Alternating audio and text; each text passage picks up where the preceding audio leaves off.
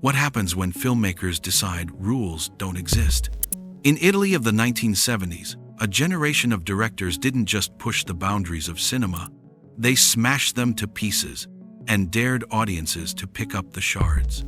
Hollywood may have flirted with shock, but Italy grabbed it, twisted it, and held it up in front of the mirror. The result? Films so extreme that countries banned them, critics condemned them, and underground fans hunted them like forbidden treasure. In this video, we'll dive into that world, the wild, chaotic, and often brutal realm of Italian exploitation cinema, where censorship didn't stop the films, it made them legendary. The era that broke everything. In post-war Italy, the film industry was changing fast. The old censorship systems were creaking, audiences hungered for something more daring, and filmmakers smelled a shot at freedom. Into this gap stepped the genre often called exploitation. Films built cheaply, made fast, and designed to shock. Sex, violence, taboos, all wrapped up in one bold package. By the mid-1970s, Italy had built a cinematic underground with a snarling grin. Giallo thrillers, erotic horror, and Nazi camp fantasies coexisted in grimy back theaters and bootleg tapes. Young audiences wanted danger, and directors supplied it. And yet not all these films were mere trash. Some carried social critique, political anger, moral provocation. They dared you to look at what you didn't want to. But that was only the beginning. Salo, or the 120 Days of Sodom, when art became a weapon. Imagine adapting the Marquis de Sade's most infamous work, but transposing it from 18th century France into the final days of the fascist puppet state in northern Italy. That's what Pier Paolo Pasolini did with Salo. This is no simple shock fest. The film captures 4 power-obsessed men kidnapping 18 adolescents, subjecting them to torture, degradation, humiliating rituals. It's not just gore or nudity for thrills, it's a mirror to totalitarianism, consumerism, corruption. Censors exploded. Italy banned it soon after release. The UK labeled it obscene. Australia, New Zealand took years to even allow censored versions. Here's the hook. In trying to depict the ultimate abuse of power, Pasolini created a film so horrifying that few dared to watch it. And yet, you can't look away. And just when you think you've seen shocking Italy, quietly rolled up its sleeves for what came next. Torso, the birth of the modern slasher. Before the masked killers of Hollywood ran amok in the late 1970s, Italy had already laid down the blueprint.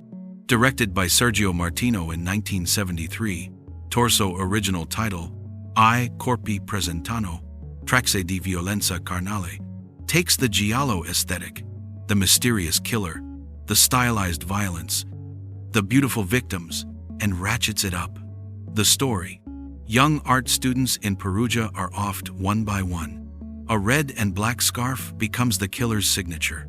Nudity, stalkings, brutal murders, all woven into villas, countryside retreats, the elegant and the grotesque side by side. What made it stand out?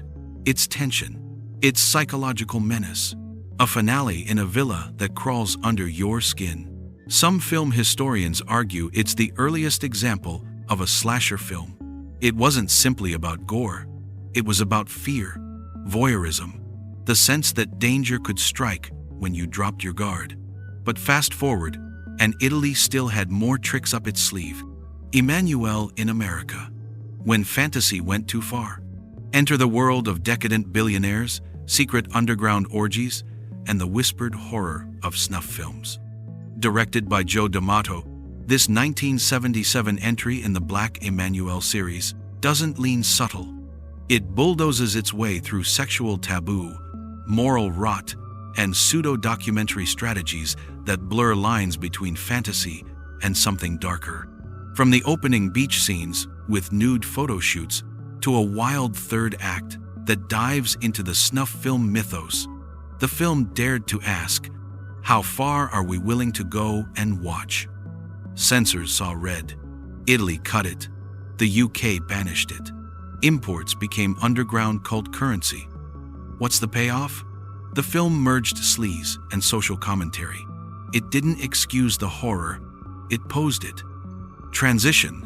And if you thought that one pushed limits, wait till you see how deep the rabbit hole went. SS Experiment Camp, the bottom of the barrel. Some films go for shock, some go for outrage. This one aimed to weaponize history.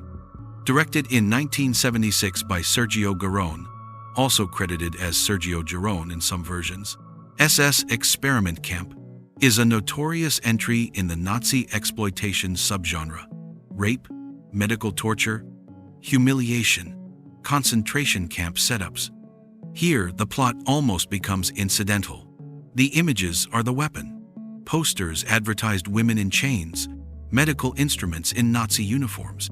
In multiple countries, the film was banned outright or prosecuted as an obscene publication. What this says is chilling. Exploitation cinema had no bottom line. If you thought something was too far, Italy found a way to cross it anyway. But amid the sleaze and the shock, there were films with brain, and they unsettled more than the obvious horrors. Don't Torture a Duckling, Fulci's dangerous masterpiece. Lucio Fulci may be remembered as the godfather of gore, but in 1972, he delivered what many consider his greatest film, Don't Torture a Duckling.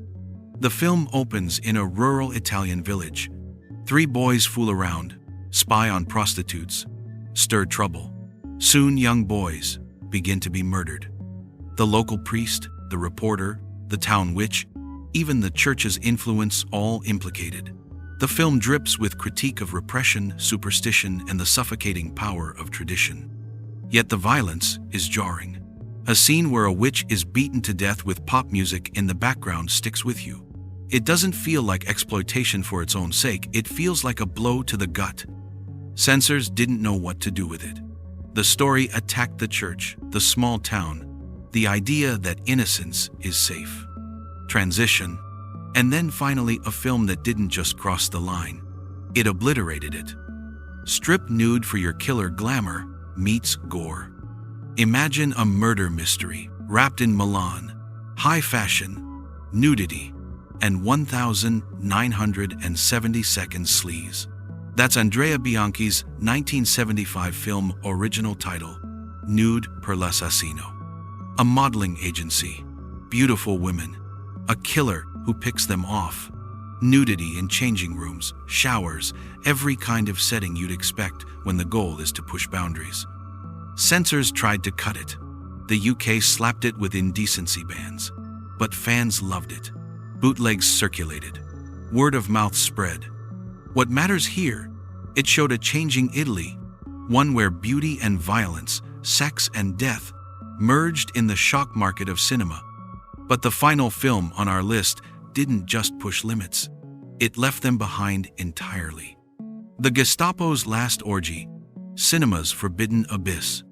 If you thought you'd seen it all, then director Cesare Cavallone, credited under a pseudonym, in 1977, produced a film so relentlessly depraved, so unrelentingly brutal, that it stunned even other grindhouse veterans. The setting, a Nazi concentration camp. The content, sexual ritual, torture, even cannibalistic imagery. The plot is barely a plot. It's a sequence of escalating horrors designed to provoke. The moral panic was immediate. The film was banned in Italy, labeled a video nasty. In the UK, bootlegs became the currency of underground collectors.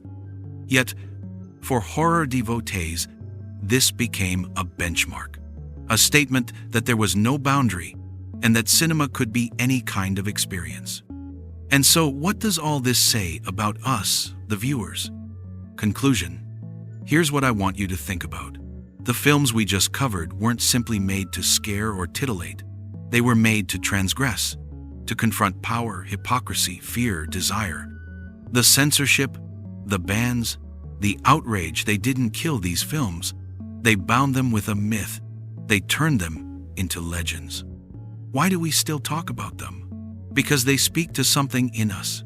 The fascination with darkness, the craving to peek behind the curtain, the disgust thrill of seeing what society claims we cannot.